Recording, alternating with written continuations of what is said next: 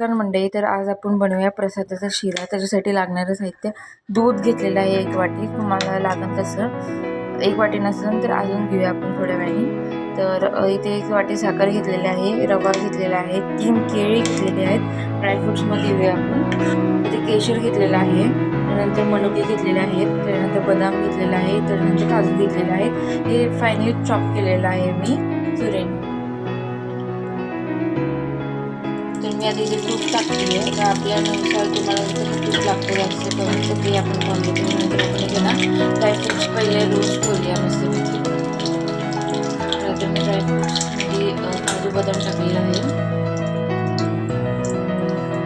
हे सगळं बारीक गॅसवरती करायचं, थोड्या गॅसवरती नाही करायचं, करपून नाही। तर मनुके पण घ्यायचे आहेत।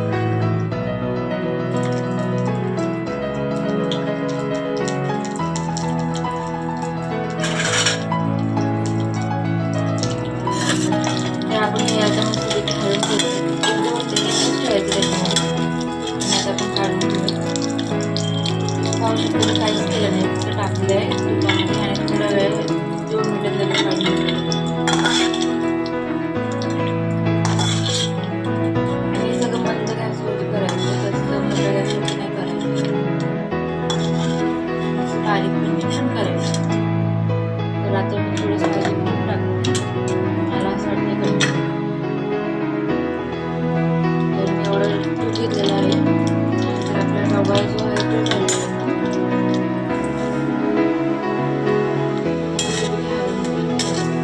कुठल्या पाण्याला नाही पाहिजे, मस्तपैकी हलवून घालायचं।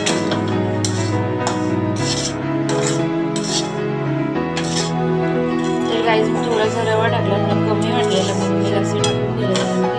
मस्तपैकी याला परतून घेऊया, तोपर्यंत आता आपण दुसरी स्टिप पाहूया। तर गॅसवरती मी पातेलं ठेवलं, त्याच्यामध्ये मी इथे 1 वाटी दूध टाकत आहे आणि अजून 1 वाटी दूध टाकणार आहे। तर बघा आता 2 वाटी मी दूध घेतलेलं आहे। तर हे मस्तपैकी गरम ठेवायचं। आणि इथे मी केशरच्या 3-4 काड्या घेतलेल्या आहेत, असं नाही 3-4 काड्या घ्यायच्या, आपल्याला वरून पण टाकायचं स्क्रॅच नाही, 3-4 काड्या घ्यायच्या। आता केशरचा रंग बघा किती छान येतोय। तर हा रंग येतोपर्यंत आपण इथे ठेवूया आणि इथे कढई। तर आता हे बघा, हे बाइंडिंग करायला सुरुवात झालेली आहे। त्याला मस्त असं परतून घ्यायचंय। तर परतून झाल्यावर तुम्हाला दाखवतो कसं परत। तर हे उबळायला झाले, म्हणजे उबळले चांगलं उकळले। तर आता आपण याला बघूया, आता हे बघा आलं का नाही वरती। तर आता आपण हे शिऱ्यामध्ये टाकायचं। आता आपल्यानुसार शिऱ्यामध्ये कसं टाकायचं ते पाहूया। तर आता शिरा जास्त ओला असं नाही यायला पाहिजे, त्याप्रमाणे टाकून द्यायचं आहे। मला एवढं लागणार आहे, आता मला माहिती आहे, तुम्ही सगळं टाकून देणार आहे दूध। मस्त कशी उकळी येते आहे बघा गाईज, आता आली का नाही उकळी। तर ह्याला मस्तपैकी असं हलवून घ्यायचं।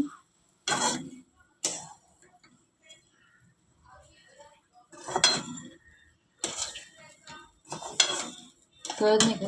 इथे केळी टाकून देते, जी आपली घेतलेली आपण ती मगाशी। ह्याला चांगले मिक्स करायचं, ह्याला दाबायचं असं।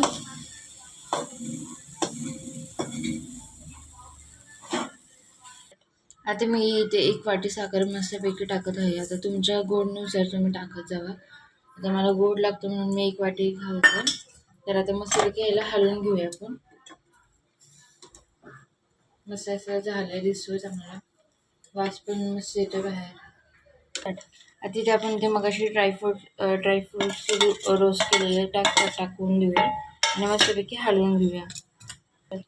चला मग आपला शिरा बनायला रेडी झालेला आहे। तर मस्तपैकी सर्व करूया आपण आणि मग आता खाऊ। तर बघा मस्तपैकी आपला शिरा झालेला आहे, आपण सर्व केलेला आहे मस्तपैकी। आणि हा असा चमचमीत शिरा खाऊन बघा आणि रेसिपी आमची ट्राय करून बघा, किती छान झालेला आहे शिरा। वरती मी काजू बदाम आणि मनुक्याने गार्निश केलेलं आहे। थोडंसं तूप टाकायचं, केशर टाकायचं आणि हा गार्निश करून शिरा किती छान लागतो बघा। आता आपण हा खायचा आणि मस्तपैकी गोड गोड बोलायचं।